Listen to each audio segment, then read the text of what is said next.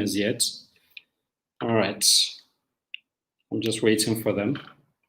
Silebo Khomulife here, better known as Dr. Life's Good. I'm the founder of the Hookup Dinner. And the Hookup Dinner has changed or pivoted into THUD. So we don't call ourselves the Hookup Dinner anymore. I just introduce it that way for the purposes of those who know it from the original days and what we are famously known for, right?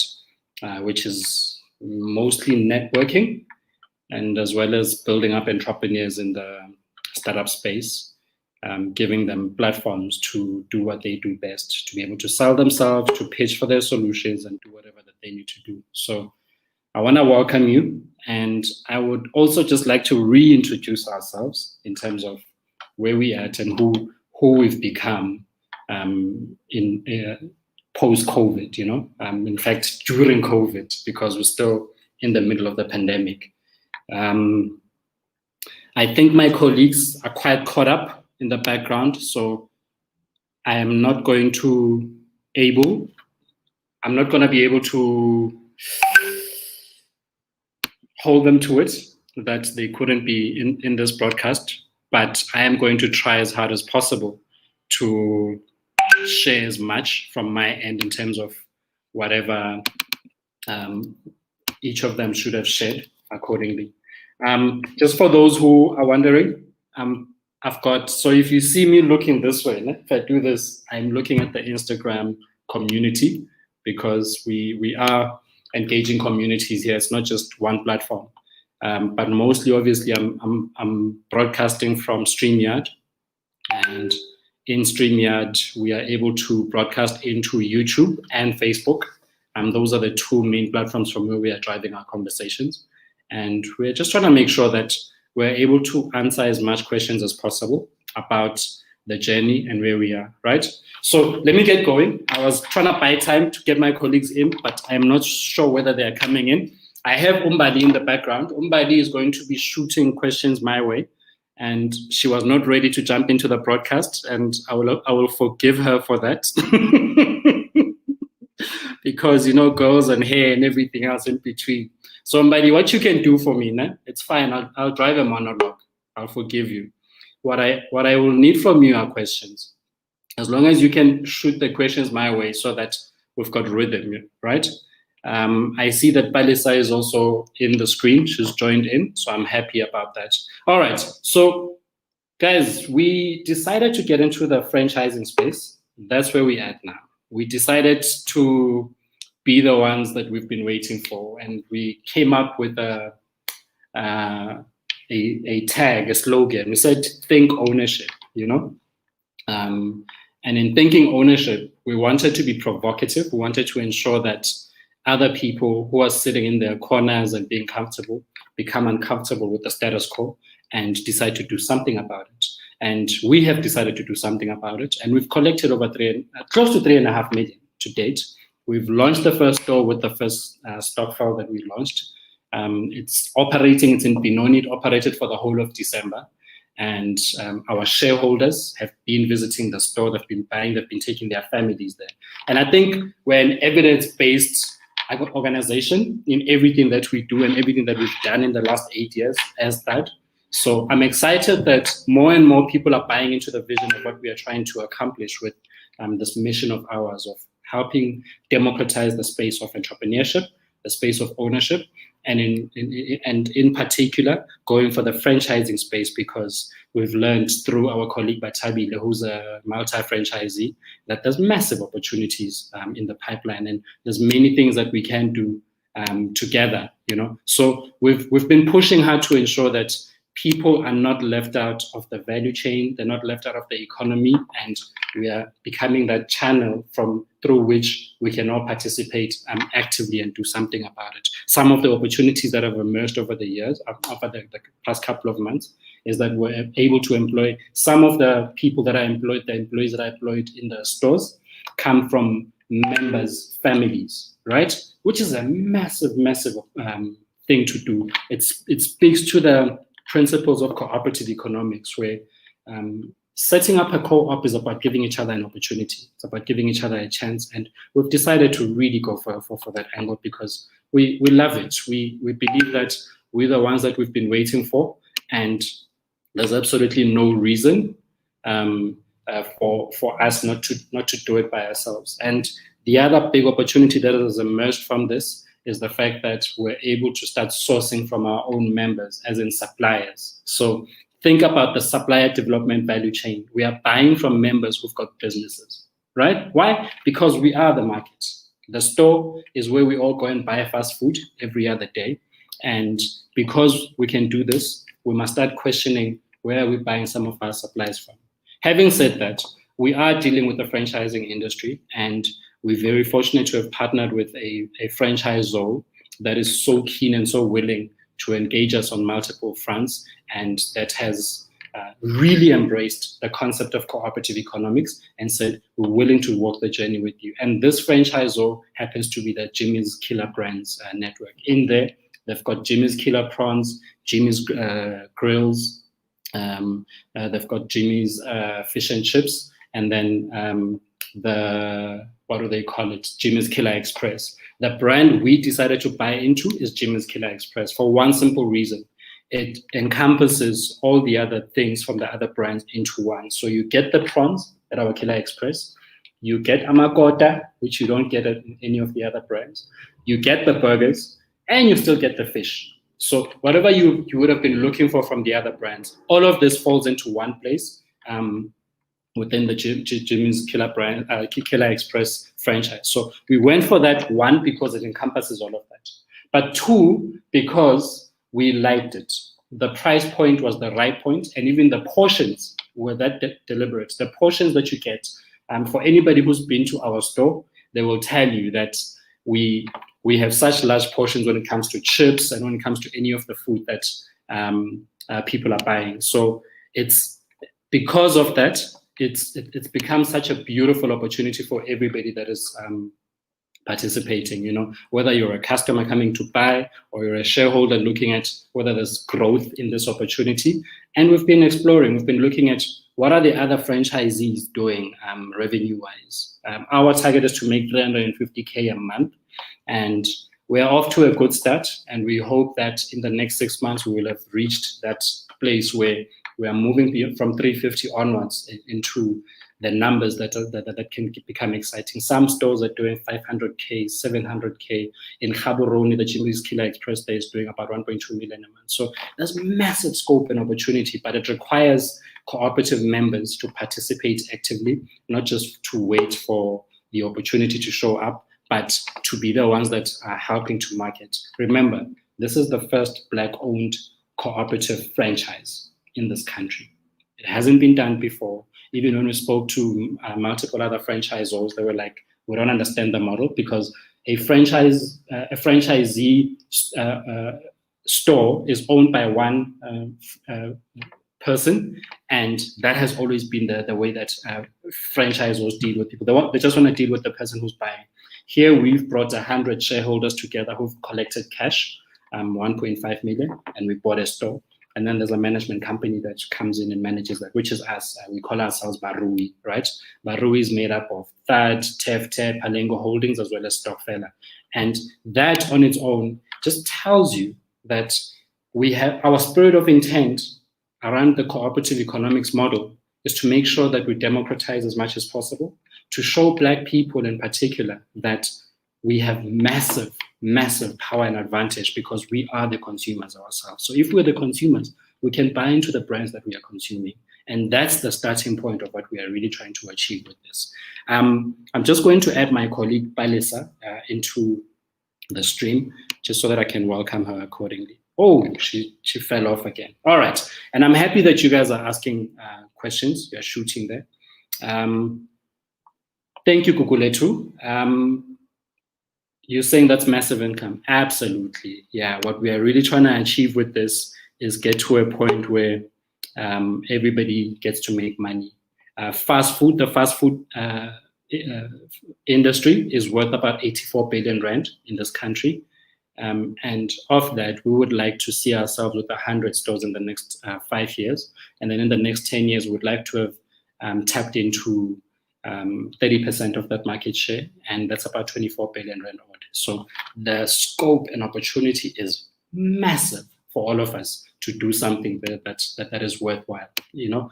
So I am hoping, guys, that you understand where we are going. You understand that we've got a vision, and we are really trying to achieve this vision together. And we can't do it without our members. So Connie is asking, how do members get actively involved? Number one, in the marketing side, in any group environment, and we see it, Connie, you're probably in one of the WhatsApp groups, whether you're in co-op 1 or co-op 2. In those environments, when you've got 100 people, and when you're talking about a successful hit rate, you're talking about 20%. So imagine 100 co-op members, but only 20 are showing up actively for active participation, whether they're marketing the brand on our behalf or making sure that other people are aware and they're driving it in, or they're volunteering their services and saying, look, I'd like to participate in any of the committees according to whatever that you guys are doing. So those are the opportunities that currently are there. This is why we set up a board. When that board is set up, it is set up for just purely the purposes of making sure that we've got a governance structure that actually works and functions. I can see that my colleagues are trying to jump on, and they've got some really big challenges with their connectivity.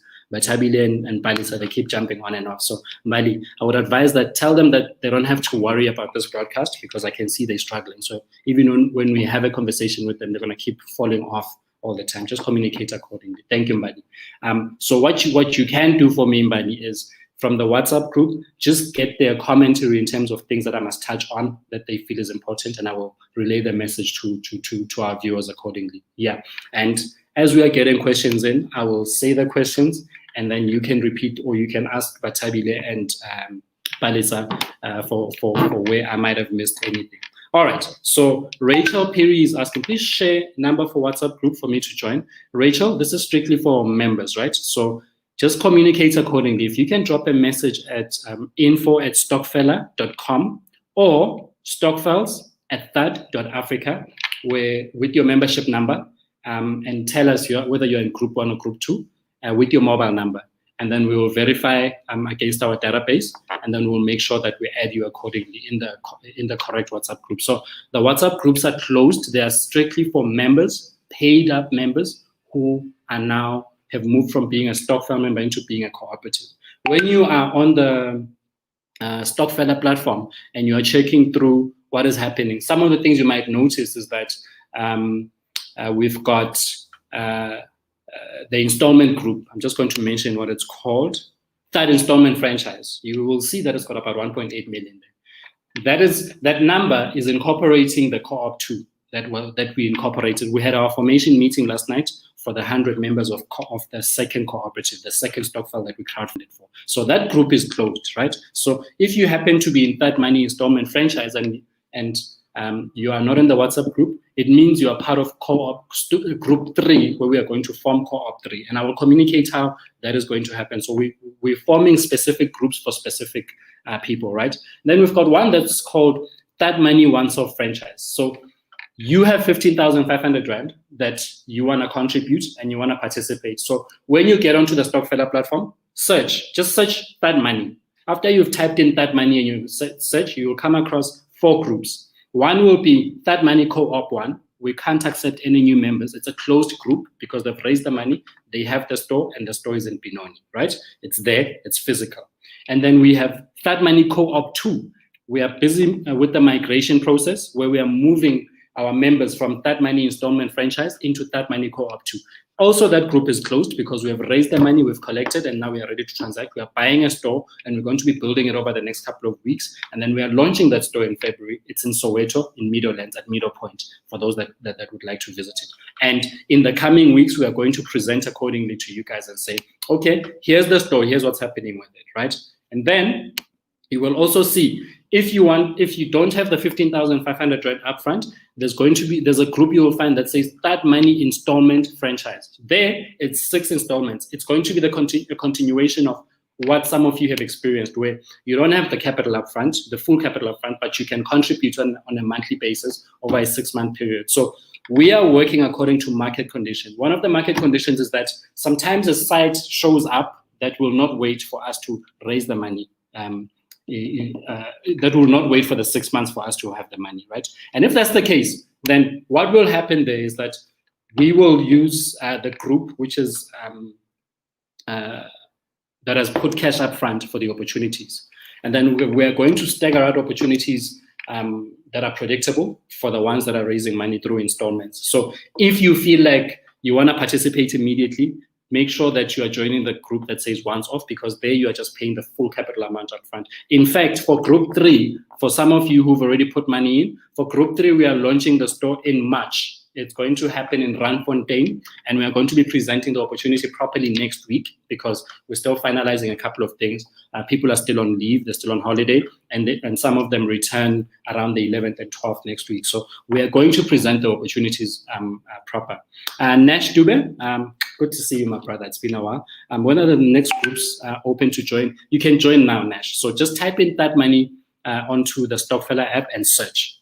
As long as you have subscribed, guys, onto THUD.Africa and you are subscribed to the newsletter, you would have this information already, because we send out newsletters every Monday. In fact, this time around, we sent it on Tuesday because we had to do some preps on Monday. So those that have the newsletter, search in your promotions folder, and there's an email that landed in your inbox. But if you subscribed after Tuesday, then the next newsletter that comes out will be next week, Monday. And we are going to reiterate all of the things that I'm busy communicating here, just so that everybody's got an appreciation and an awareness of what is happening.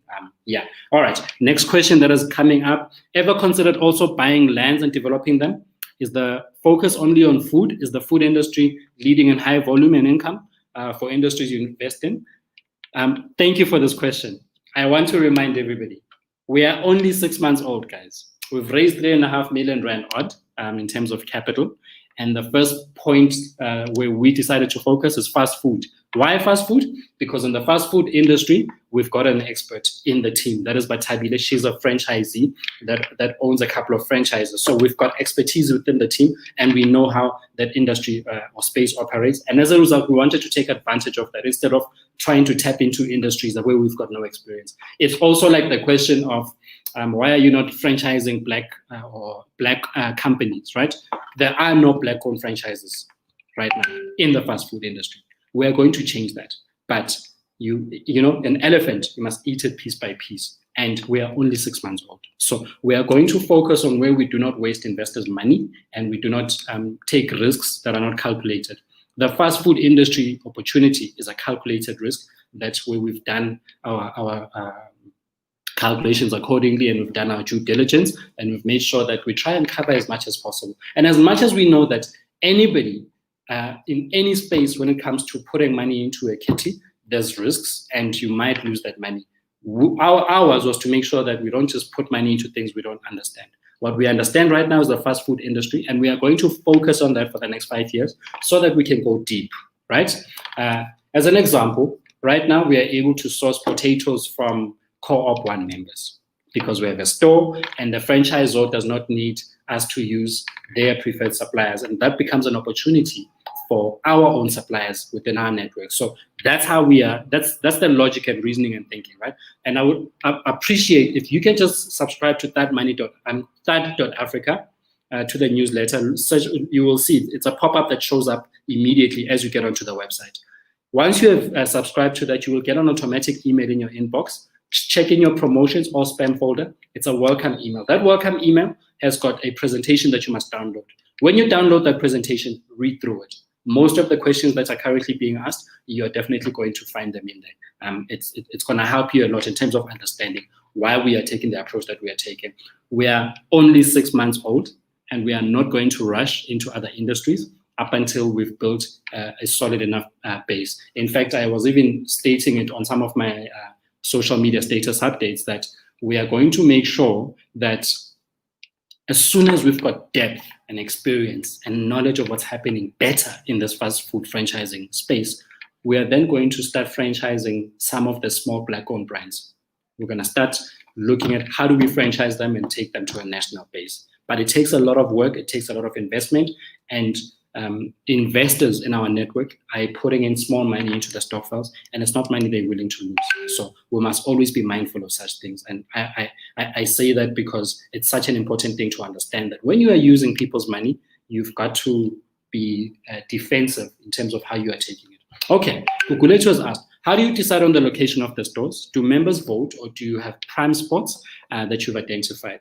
When we started, remember we're 6 months old, when we started, we had asked members to source and help us source, but you must remember that commercial opportunities do not wait for democracy, right? So when you are waiting for members to decide, because they don't have a KPI measured against them, then if they don't find the spot, there's nothing that holds them accountable. But we, as Barui, as the management company that comes with opportunities, we have an accountability.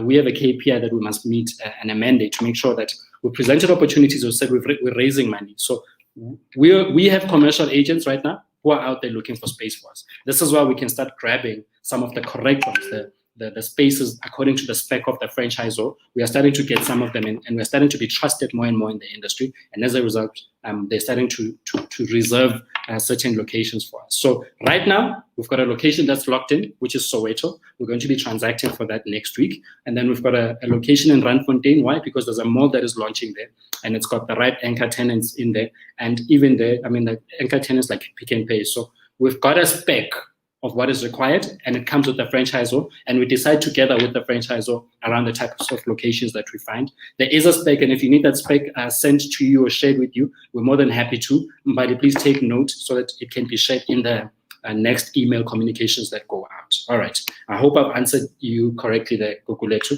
Please ask further in case there's some clarity required. Unati says, I joined a little late. Is there a set guarantee income, and after how long once one has invested? That is in the presentation. So just like I've shared, that log on to THUD.Africa. Once you have logged on to log on to THUD.Africa, subscribe to the newsletter. Once you've subscribed, you'll get an automatic email that comes to your inbox. That automatic email that comes to your inbox, download the presentation. There's a presentation link that comes that download it, read through it. You will understand how the income generated and how the projections are done. It's pretty clear. We've tried to make sure that we simplify how we communicate this opportunity accordingly. I'm just checking through my Instagram whether there's any questions on this side. All right, I see a couple of my people there. Shapuze Paul, love you, my brother. I love what you're doing on your end. All right, Nati, I hope I've covered that point well, that you have to subscribe. There's a presentation, and it makes it easier for the types of questions that you have on your end. All right, I see, and Teddy, I vote for THUDmoney. Thank you so much. That much appreciated, and I know that you've been part of the movement in a big way. We appreciate such. Happy to see you, Makumalo. Makumalo, by the way, guys, we've got such gratitude. When I recruited some of the guys to set this thing up, I had recruited Palesa, Tsepo, and obviously Batabile is the one that came up with the concept. Palesa spoke to Uma Komalo, and she helped us with the thinking around how we can crowdfund the correct way. And I'm appreciative of how the Stokvel movement in general, how we are all helping each other to build each other up. Her property Stokvel is doing some amazing things, and I'm excited about what is happening in that space. Thank you, Kuku. I appreciate that you can see that we've tried to answer. All right, I see here, Likoba, Fanny, Mushala is asking, can I join through a company? All right, you must always understand Stokvel principles, right? Again, if you download the presentation, it's going to be answered for you easily, but I want to summarize it very quickly. So some of the people that have joined our Stokvel, they join through their companies, but you need a person, a representative, to be a representative in the Stokvel. So the Stokvel principles deal with people, not entities. So you can do an agreement with your company or your Stokvel or your group of investment partners and say, I will go and represent us in this Stokvel opportunity, and I will be accountable to you guys. And you must have a signed agreement. In the same way, like me as Lebohos, I'm speaking for myself. I join on behalf of my company, and when I pay money, I'm paying money because I represent the company that I come from, right? So I am held accountable as an individual, but I represent a company on the outside. So some come representing Stokvels, some come representing companies or however, they're savings groups. So that is the model. That's how we are going about it. And you will see how you can do it once you have registered and signed up onto THUD.Africa. It's a very simple process. Lindile, can we join as a company or trust? I think I've just answered that question, so I hope it gives a lot of clarity. Yes, you can join, but you must join as an individual, and you are representing that company or that trust. But in the group itself, it must be an individual that we are dealing with. Yeah. Okay. I am the money magnet. Hey, I like your Facebook name, because whatever you think and whatever you're talking about, those are the things that end up happening. I'm just going to quickly check in our WhatsApp groups here, guys, as to whether there's any input or questions that are popping up from the other side, because not everybody is able to join up front, right? All right, I see all the comms. All right. Okay, cool. I'm not seeing anything new that requires urgent attention on that side. All right. Slindile is saying, we work the same at Sakisizwe Property Stokvel. We learn from the best. You taught us this. So we've taken those lessons in, and we are trying hard to make sure that we incorporate them where we are. It takes a tribe. It takes a tribe or a movement of people that understand what we are trying to do in terms of our economic principles. They're centered around cooperative economics, and we're making sure that we cover everybody. Ntate Mokoena asked, is it open only to South Africans? Nope, it's not. As long as because we transact in South Africa, it's a South African opportunity. So as long as you've got a mobile number we can reach you on, and your bank account you have a bank account for South Africa and stuff, however that you do it, you're far more than open to participate. In fact, in our current groups, we've got Zimbabweans, we've got Basotho, we've got some people from Eswatini that I know. I even know somebody from Malawi that joined. So it's an opportunity open for, in fact, one of our guys is in Qatar, the other one is in the UK. I've seen a few people who have joined who are living in other countries, but they've joined. So the critical thing is that you must always understand, we send out SMSs, we send out communication here, and there's certain things that need to happen, because when you are a cooperative member, we need to go in and sign up with CIPC. So that KYC process means we need to submit legal documentation that might be submitted to CIPC accordingly. So I hope that helps you a lot. I'm looking at Sir Philman on Instagram says, is joining reserved only for South Africans? I think I've just answered you. Anybody can join as long as you can provide legal documentation in South Africa, because we have to go and, when we sign up, because it doesn't end at Stokvel, we then have to go and become a legal entity with the CIPC, which is where we register companies, right? So cooperatives as well are governed by the Companies Act, or rather under the Cooperatives Act. So there's legal documentation that is required. So as long as you can help us produce that, everything else flows smoothly. And I'm hoping, in actual fact, because I'm a Pan-Africanist by nature, we have set up that across the African continent, and we've been working with entrepreneurs in different regions. In fact, even in the UK. So our biggest drive, and what I would love with other Africans who come from other countries, is that take the lessons and the systems we're using here and go and implement them in your countries. And we are here to assist, because that's what we believe in, a Pan-African solution for Africans by Africans. Martha is asking here, I just want to understand about the 1,200 for it every year for 5 years. That is, so the 1,200 Rand is a fee. Again, when you read the presentation, you're gonna see it, it's there, right? The Cooperatives Act requires that members must pay an annual membership fee for the running of the co-op. You must always be able to separate this. The 15,500 is the opportunity to buy the store, but the cooperative remains, and the cooperative needs a membership fee to run the affairs of the co-op. So we have set it at 1,200 per member, which is 120,000 Rand per annum. That runs the affairs of the co-op, like admin function and stuff. Remember that you select a board. That board needs resources to be able to operate on a monthly basis. We have to pay for office space, we have to pay for administration. There's many things that happen in the background. That takes money. So cooperative members have to pay a membership fee, and here it's set at 1,200.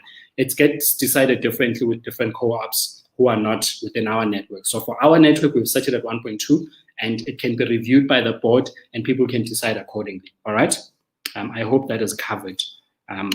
I see the next question. Mbali, you can field the questions on my screen so that I don't have to be scrolling accordingly. Ne? The next one I see here, how far is the third group with contributions? How many spaces are open for new members? It's still in the early stages.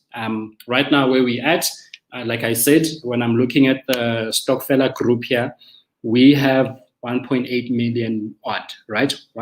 Yeah, just over 1.8 million.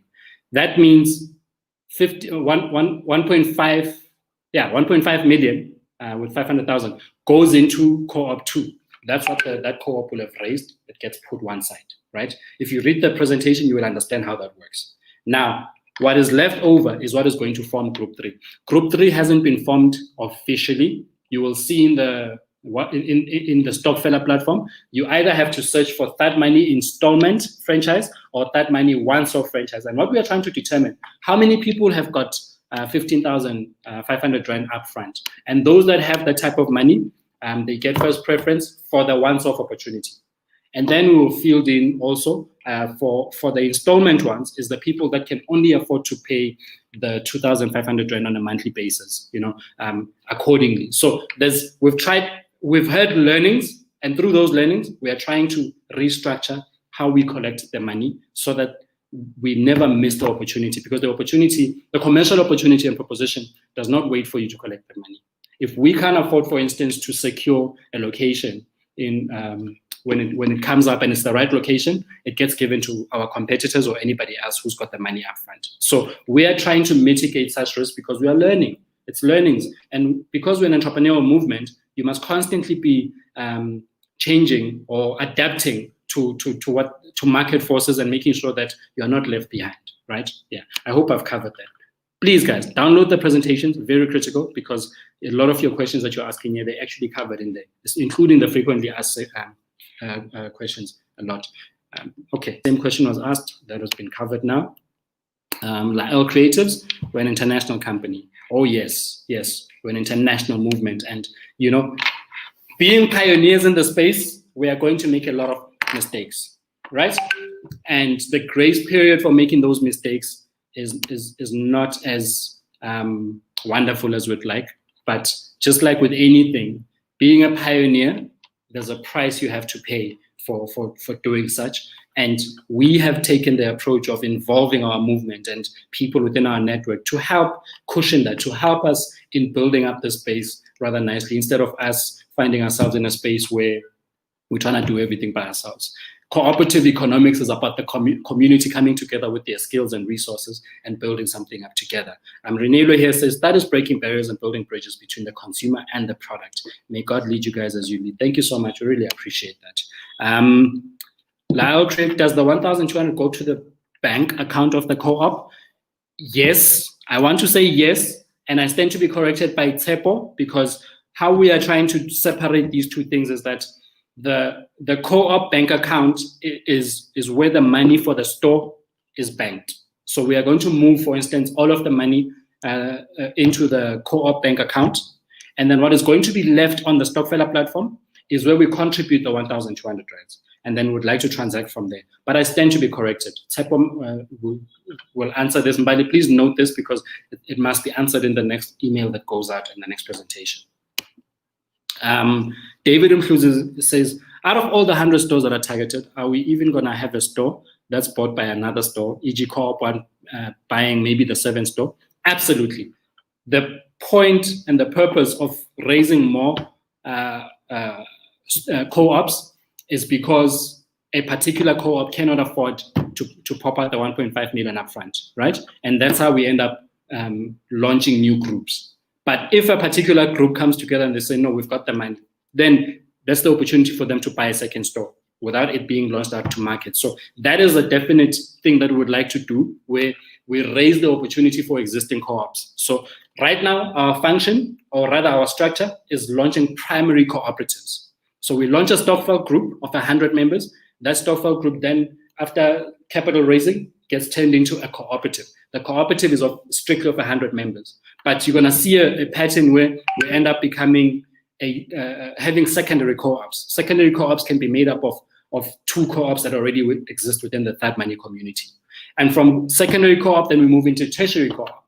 And then from tertiary co-op, we move into national thingy. So a lot of the structures, how that is built, will come from existing cooperatives. And the opportunities that will start unlocking will come from existing members. It will not necessarily mean that for the 100 stores, we're going to launch 100 co-ops. It's going to be a nightmare doing that. We are just building the momentum. And as we go through with the momentum, you will realize that people will start identifying opportunities, and co-op members are going to start speaking up through the board and say, we have the money, we can actually pay for a second store through an existing group. So that is coming. But you never wait for opportunity. You go out seeking it. That is entrepreneurial culture. Ours is to make sure that we're not left we don't have to wait, but we become proactive because we are entrepreneurs after all. We are just using cooperative principles to ensure that we're tapping into opportunities accordingly. Yeah. A comment here. Okay, that's just for telling you that you must join our private Facebook group. And by the way, anybody who searches for that group and tries to join, answer the questions. If you don't answer the questions, if you answer the questions, you get automatic entry. We don't even have to approve you. But if you just click, because you are lazy and you click join, we're going to decline you joining. It's just that simple, because you must answer the questions. It really is that simple, guys, please. Next up, so the Boitumelo Ramorula says, so the 1,200, is it monthly or you paid every year? It's a once-off. So in the presentation, we answer that and it's pretty clear. It's an annual fee that covers the admin running of the cooperative. I hope that is covered. It's an annual fee. Okay, Mohlompe says that entrepreneurs. Okay, thank you for that. Appreciate it. I'm just going through questions, guys, just so that I make sure I've answered everything. And also, I'm looking on the Instagram side. Puso nahe, shapuzet outi. Hausa tlaliwadu. Hausa tlaliwadu. Thank you, Autaka. Appreciated that. Pearl has further covered that, says it's on an annual basis. This is the 1,200 that we're talking about. Is the 15,500 for this one store, and if stores are required, we can contribute for them? Yeah, 15,500 buys you one share per store. I hope that covers it easily. Download the presentation, you will see how that is covered pretty clearly. Boitumelo, oh, thank you, Pero. Absolutely. Mukhodzi waka. I see her there. She says, well detailed. I hope we're really covering as much as possible from our end. Any other questions, you can keep shooting, guys. We are here to make sure that there's clarity as much as possible for what we are doing here. And our goal and vision and target, we want to have 100 stores over the next 5 years. And you will understand that having 100 stores does not speak to having one franchise brand in there.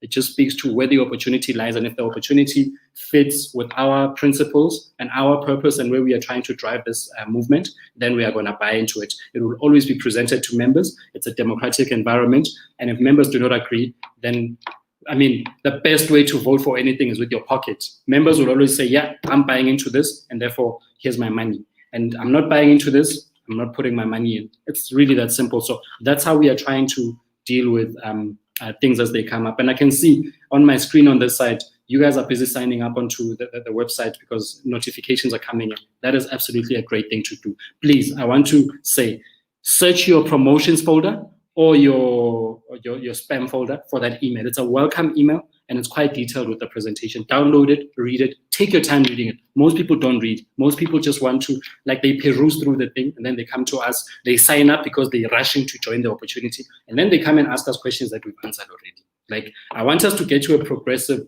level where we are starting to say, guys, okay, shit, we now have 5 stores. What is the opportunity for the collective? We've got 5 groups, 5 stores. How can we combine this opportunity so that we are unlocking opportunities in the value chain? And there's many opportunities that we can disrupt collectively, but individually, we might not see certain things.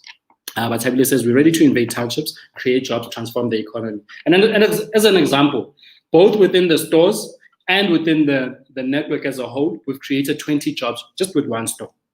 Imagine the ripple effect when we get to 100 stores, the types of jobs that are coming through here. And we are doing many things from an enterprise and supply development thing in the background, where we are trying to build up a value chain where we're trying to tap into SETAs and see how the learnerships that are coming through there can be filtered into our retail environment. Like, there's many things that we're doing in the background that we're not going to make noise about, but we are really trying to push hard to make sure that, hey guys, as opportunities emerge, and as we grow and strengthen our value proposition, there's many things that can be unlocked, and we're going to learn this together. We haven't figured it all out. What we know that is quite solid and clear is that we collect money, we buy a store, we make sure the store performs, we pay back dividends accordingly. That's simple because that's what we have presented. But unlocking the value chain is our ultimate mission. That's why we do this. That exists for entrepreneurs. We've done it for the past 8 years, but we decided to pivot into ownership of the value chain in what we are doing. The best way to show up for ownership is by putting your own money up first. You don't just put your hand up and show ideas on social media and say, hey, kumbaya, we show up with our money, guys. If we want to transform any sector, we must show up with our own money. There's been a constant talk of the industry, the Stokvel industry being worth 50 billion. That is mostly consumption-based. It's mostly savings-based. On the investment side, it's a very little portion. And on the investment side, it's going to be new Stokvels out of existing Stokvels, new Stokvels that think ownership, that will unlock that value, that will start taking money from what they are saving and putting it into income-generating assets. And there's a whole movement, whether Kibo Mutupi in the chicken farming space or Boslindile in the property Stokvel space, there's many Stokvels that are rising, in the agriculture space, in the franchising space with us, in the finance space. We've set up the People Stokvel together with our partners, Brown Sense, and Paybook and other people. The People Stokvel we're building a bank over there. And we set this up about 3 years ago, and it's rising. It's rising so beautifully, where it's over close to 2,000 members that are popping out 100 Rand every month. And then we take that money, we invest it into our crowdfunding platform called the People's Fund. The People's Fund has already done over 200 million Rand. And we are doing this because, guys, there's so much value that can be unlocked by the people. We're constantly not giving ourselves enough credit in terms of what we can do collectively because we are operating in silos. So that's the value we're trying to unlock. And it takes a thinking ownership pattern for all of us, where we are not selfish with the opportunities where we're trying to hog them for ourselves, but rather we're creating a collective African base where we contribute not just with the knowledge, but also with the resources. And you can see it amongst the Stokvel movement with us, where what we are doing very simply is that there's a Slindile who's in property, there's a Mutupi who's in chicken, there's a Lebu who's in franchising, but Tabile who's in franchising, Palisa who's in education, Tsepo who's got the platform for Stokvels. We get together often, just on phone calls, say, how are you doing this? How can I do that better? How did you unlock value here? And we learn from each other when we implement very quickly.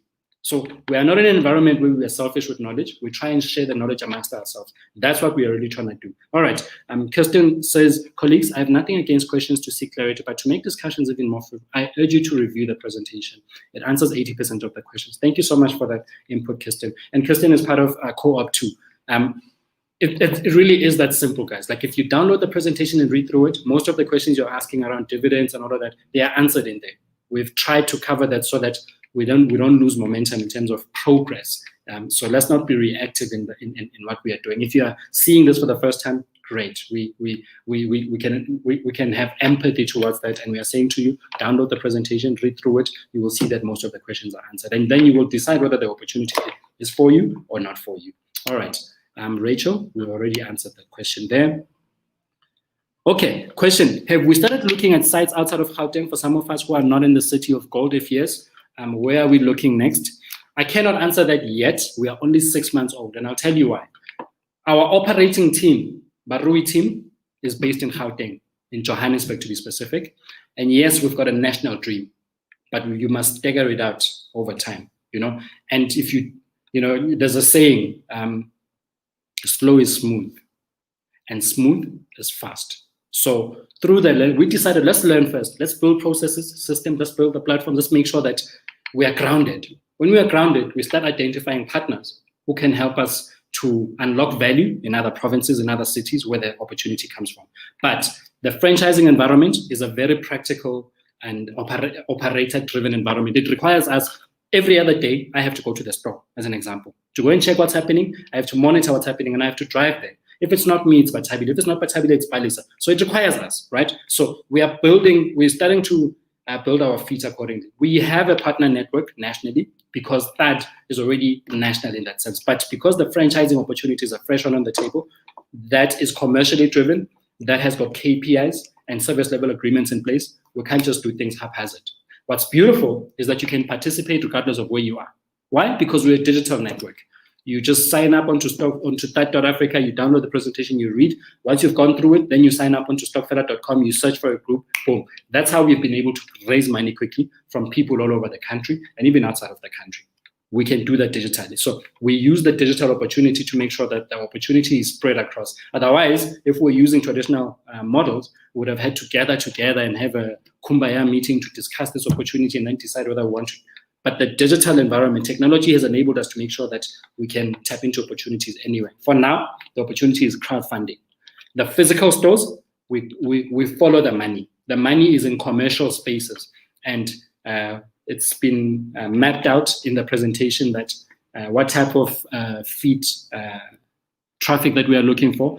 And another big thing is that we can't do standalone sites. So we wouldn't choose a store in a place where there are no other franchises. We need other franchises in the environment because then there's a proven case. And the business case for losing investors' money is a whole lot less. So we try and de-risk the model because franchising is not entrepreneurially driven, it's management driven, and it's based on proven statistics. So we try and go where feet traffic has been proven.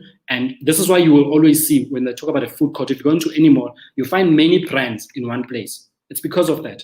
If you go anywhere, you're looking for a Debonnaise, close to a Debonnaise, you're going to see Chicken Licken, close to Chicken Licken, you're going to see McDonald's.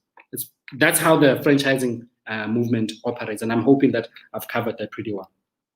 Mabi says, I'm part of Co-op 2. I'm truly excited about this initiative. I'm always educating those close to me about this, and most of them are interested in joining. Hopefully, they will not procrastinate. A rising tide lifts all boats, my brother, and I appreciate that because the more people we have within the movement, we're gonna start getting the right skills as well. Because we need skills. It's not just a case of people putting in money. We need skills. We need resources. We need insights. It's a movement, and a movement and a tribe involves everybody that is aligned to the purpose and goal of what we are trying. You will hear 100 stores. I am hearing value chain because if we have 100 stores, guys, think about who's supplying what within these 100 stores. What does the value chain look like? And we're not experts at everything. Right now, Oslebogo is an expert at crowdfunding. I'm able to raise money because I can convince you guys to put that money in. Then we must prove the business case for it. We've got a platform that shows transparency being Stokvel that Tsepo has developed. And then we must educate. We've got Palisa. Palisa ensures that she's educating the Stokvels around processes, systems, and governance to make sure that we are doing this thing correctly. Then you've got Matabi there, who's the franchisee. She owns stores. She's been in the game for over 5 years, and she's managing stores that are doing revenue of over 15 million rand per annum. So it's a proven case. We take those learnings and we flow with them accordingly. I hope people are getting that. I'm just quickly checking whether there's any new commentary, especially around questions on Instagram that I might have missed, right? I see Refilwe in there as well. Is that the Buroto guy? You've got a great business, my brother. Arnold says, I'd like to know more about People Stokvel. Oh, that's simple. Search for peoplestokvel.co.za. Yeah, or just search for it on Google. Say the People Stokvel. Or Mbali, please type it in. Just type the website so that we can share it accordingly. We collect 100 Rand per month for that, and there's close to 2,000 people there to date. Lesego says, have we started conversations with franchises that were previously reluctant to do business with Stokvels for future opportunities, or will be sticking with Jimmy's throughout? It's an iterative process, right? We are constantly engaging industry partners because we are not locked into Jimmy's, but we love Jimmy's because of how they've accommodated us, and we are figuring this out together. So we are going to build a considerable number of stores with Jimmy's because it's a beautiful opportunity, especially for the price point that has been put up. The price point, if you look at other franchises, for instance, they're moving from 3 million upwards. With the Jimmy's brand, when we collect 1.5 million, there's still a lot of value that gets generated there. We also looked at simple things like food portions and whether this type of food and brand is relatable to the African base, which is what we are after because that's the biggest base, because we're going after townships. We realized that there's alignment. So if there's other future opportunities that align with this, we're going to explore them. We're going to communicate prior, but for now, we are engaging Jimmy's because we're still figuring. You must remember that this is the first store and first month of revenue, guys. We're still very early, and so you never want to rush. That's always the mistake that we have learned from an entrepreneurial drive point of view, where you want to take everything really quickly. It's only 6 months that we've been in the game. 6 months, 3.5 million collected, 2 stores, about to launch store number 3. All these 3 stores, Jimmy's. Why? We are proving a model, and it's predictable now. We know what to improve on, and we are improving together with the franchisor, right? So having a franchisor like that who's flexible, who's engaging us, and we have a lot of demands, they're engaging us. Other franchisors, they're not willing to have a lot of these conversations because we are proving a brand new case. It's cooperative economics. There's no co-op that owns franchises in this country. And we are saying that's what we are bringing to the table. We start with the Stokvel, we move the Stokvel into being a formalized union, which becomes a cooperative. And then we've got a team, a management team that deals with the franchisor that actually executes on the mandate. That is a lot of work that is currently being done, and it's a new model. So with new models, you don't bite more than you can chew because you are going to drown, right? You take it step by step. So for the next 2 years, we want to go really slow. Where we will not slow down is in the rate of launching stores for what we have proven. By the end of this year, we'd like to see ourselves at 10 stores. And I'm confident that we will, because if we're saying 100 stores in the next 5 years, we need to make sure that we've gotten our base correctly for the first year. And in the first year, 10 stores will be in. After that, our rate of growth is going to increase exponentially because our systems will be solid and it's going to be easier to do the rest. But we must make sure we've got the right jockeys and the right employees in our stores that actually understand what customer service is. So there's a lot of learning, guys, and I'm hoping that you understand from a psychology point of view that we have a lot on our shoulders. And the one thing we cannot afford is to lose people's money. So we want to mitigate risk. And to mitigate risk, you would rather learn with a few partners rather than tapping into too many bases too early. We will explore many other opportunities in the future, but we are still a baby. We are a 6-month-old baby that has done amazingly well. Imagine, guys, 6 months ago that didn't exist. And now 6 months later, we have 2 stores. And we are going for store number 3. We've got 2 co-ops with the board of directors. They are still figuring out things for themselves. I mean, the first co-op board only got together in December, guys, and that is a tall ask. They still have to figure out how they work, just figuring out themselves and then figuring out our relationship between ourselves and them and getting the culture right and then getting members to participate more, because most members are dormant. They're silent. They just put in money and then they go away. And cooperative economics says majority of members must be involved. And currently, our members are not involved at the level that we'd like. They make noise in the beginning and then they just die out. They're like, you see to finish with this. Just make sure that you don't lose my money. That's the current culture. So we have a culture dynamic and a culture shift to do, and it speaks to education. Black people cannot move forward up until they're actively participating in the economy and understanding what they're doing. That is currently not happening. It takes education, it takes patience, it takes understanding, that it takes empathy. There's many things that we have to figure out amongst ourselves that we haven't to date, but we are working at it step by step. So please be patient, walk the journey with us over the next year. Don't pressure us with other brands that we are not ready for yet, especially because they are not willing to engage us. Understand that the amount of time it took just to convince this type of brand to engage us at this level and to buy into this, we must take the learnings and we must improve where we are lacking in terms of efficiencies, and we must make sure that we actually make money. Now we must go for another brand early on. We might just find ourselves in a ditch. So slow is smooth and smooth is fast. So we're going to continue with that process, and I'm hoping that you can walk the journey with us. Non-tembiso. Sorry for missing your name. How to be part of it? Log on to THUD.Africa. You will see a banner that's going to just pop up on your screen. It's a THUDmoney banner. Sign up and then check your emails, promotions folder or spam folder. You'll get a welcome email. That welcome email is going to have a presentation that you must download, read through the presentation, then follow through with the prompts of what you must do next. It's a very simple, self-explanatory process. Another opportunity I want to share. I put up something on social media early this week or midweek. I am looking for a website builder. Some people responded to the call. I am waiting for their presentations. They said they're going to share today what they're going to do. We have a 10,000 Rand budget, and for anybody who wants to build a website for us. We're just putting it out. Think of it as a tender. And this is not money that comes from the Stokvels. This is money that we are putting in through our business. So don't stress too much about, are we using members' money? No. It's our business. It's not even from the partner network where Barui is paying. No, it's that paying, as in Slebucho and Pakiso paying for the website. And our budget that we can afford is 10,000 Rand. If you feel that the opportunity is too cheap, please don't participate in it. But all we have is 10,000 Rand. And we've said, please, guys, if people can show us a mock-up of websites that they've done and that they can do for us, then pitch to us, and may the best pitcher win. And then we're also going to do the same thing with explainer videos. The explainer video is going to be a Barui opportunity where we're looking for people that know how to do explainer videos, that understand our brief, and so that what I am explaining to you now must be in cartoon characters when it comes to the franchise opportunity and the Stokvel and what we are trying to do. So for that, some people have responded, but we don't have enough respondents, and I think people don't understand what type of opportunity it is. For that, we are saying we need somebody who can do an explainer video for us that we can put up on YouTube so that we share that link with all of you consistently.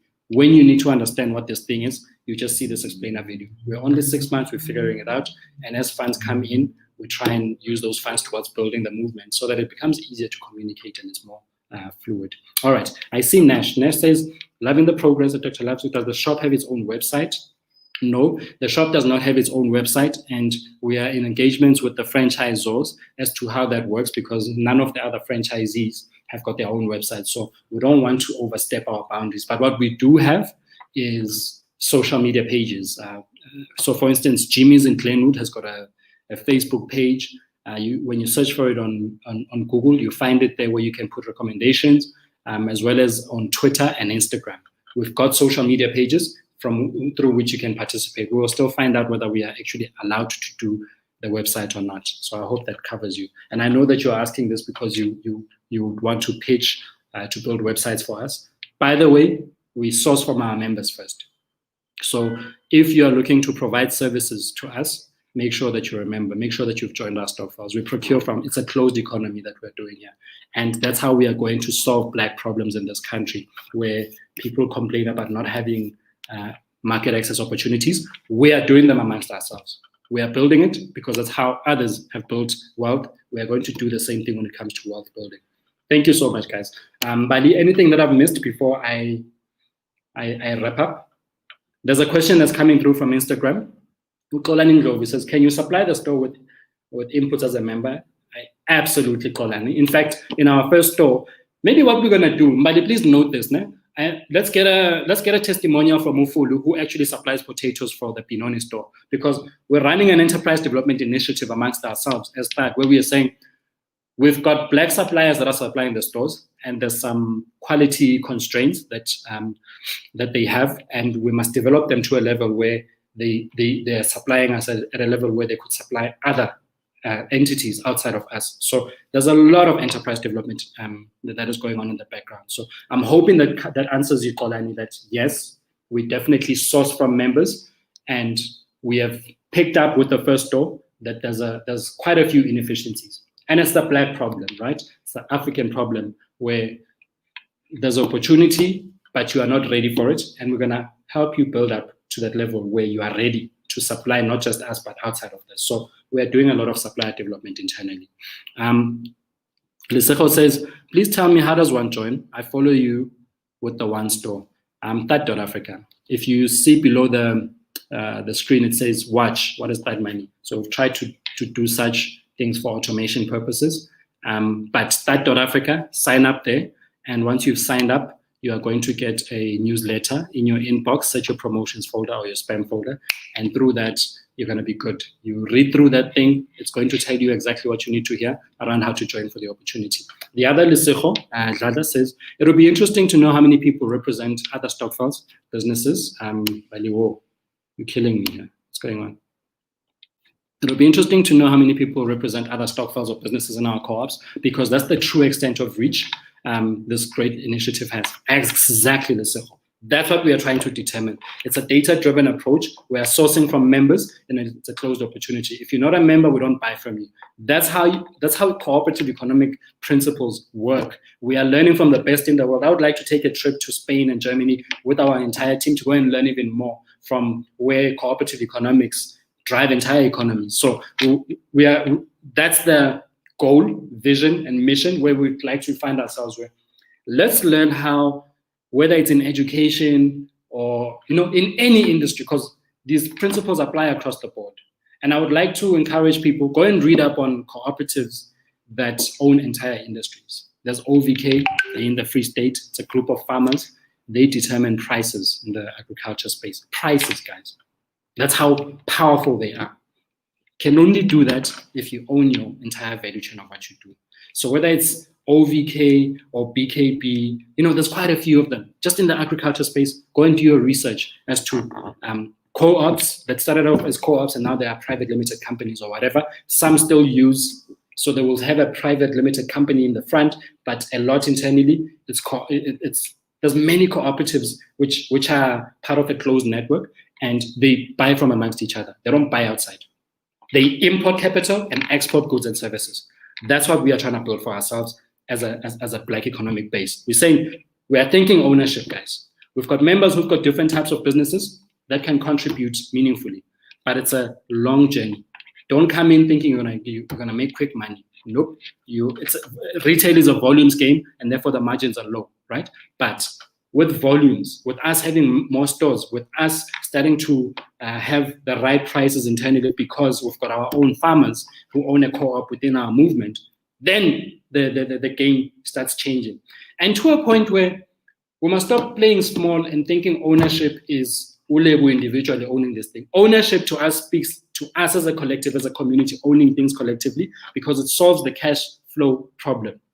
We could raise 1.5 million, go and buy store cash because there's all of us together. Ulebu can't do that on his own. I've just put in my 15,500 rand. But collectively, imagine the power. We raise money now, we launch a store now, because we have the money collectively as a power base. We must think that way even with supplies. And even when you recommend your family members to come and apply for jobs, don't recommend people who don't have the right skill or the right attitude, especially attitude for the retail environment, because it's a service-based environment. Perception is everything. Once customers feel like you've got bad service, they never back, FUE, I say FUE here. I'm glad you're here, my friend. Source from members and developing, brilliant, absolutely. So for some of you who are in corporate, who are dealing with enterprise development funds, please open conversations with me, because we need those funds to develop Black suppliers. And here's a base. And if there's a benefit for your company in participating like this, refer us. That's what we need, because development is a patient capital game, and we don't have the money for this.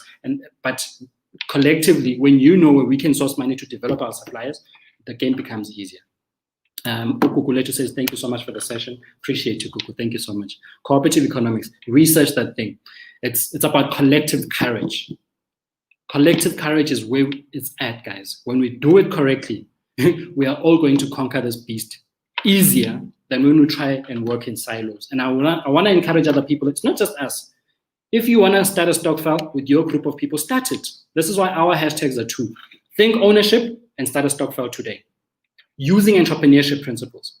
So cooperative economics is about the group getting together, but be entrepreneurially minded, because when you think from an entrepreneurship perspective, you are problem solving all the time. You're not waiting for things to happen, but rather you're doing things up front, right? Renelo says, really appreciate how you emphasize on efficiency. We need to be ready to align our products and services with trade specs. Absolutely, Renelo. And I've been learning a lot from you offline, and I thank you so much for the contributions you've been making. I see my partner here, Palisa. Thank you for representing the Kaufela. What's it? Abi says, just a quick question. In the long run, is Barui looking listing with the JSE? It would be great to be part of something that is shaking the economy. Absolutely, my brother. You get it now. You get it. But right now, it's baby steps. And this is why we must open up the opportunity in the way that we are opening it. One of our big goals is to be the franchisor, right? We would like to get to a point where we've got enough brands, and especially Black-owned brands that we are raising through the ranks. We must be a franchisor of such opportunities, because we would have built the systems accordingly to ensure that the value chain is not disturbed, because you can easily get shaken. Palisa says we're going to Kenya as a start for cooperative economics. Absolutely. Those are the conversations that excite me, because there's so much to learn from other partners. Ombali says we are done. The hour is over. My boss has spoken, guys. Thank you. Thank you so much. Thank you for participating. And please tell others. And the day we decide to hold an imbizo at our offices, show up, because we've already shaken the economy. Our first store has already employed so many people. Imagine with 100 stores what we're going to achieve together. Imagine the wealth that will be unlocked. Don't think of it as a store. Think of value chain through the store. Think of owning the customer through owning the customer being us. We're the ones who buy this fast food. We're the ones who are buying, who are taking our families, our kids demanding all of this. So let's use that. Let's use that as our power base. And because we've got that power, that buying power, what can we do in terms of buying from ourselves again as a collective? I want to thank you, and I'm going to end it there. I'm hoping to see you again next week. And by the way, I want to just put this request out there. If you have influential people that you feel like we should be featuring on the Think Ownership piece in our live stream sessions, please engage us. We're more than willing to start speaking to powerful people in the industry, because that's how you start leveraging how you unlock value. We need people that can help us to unlock value for what we are trying to achieve here. Thank you so much. I really appreciate all of you for showing up. Noted with your comments. Thanks, Alina, great presentation. Nosipo says, thanks for informative session. Really appreciate all of you guys. You rock. God bless you. We're out.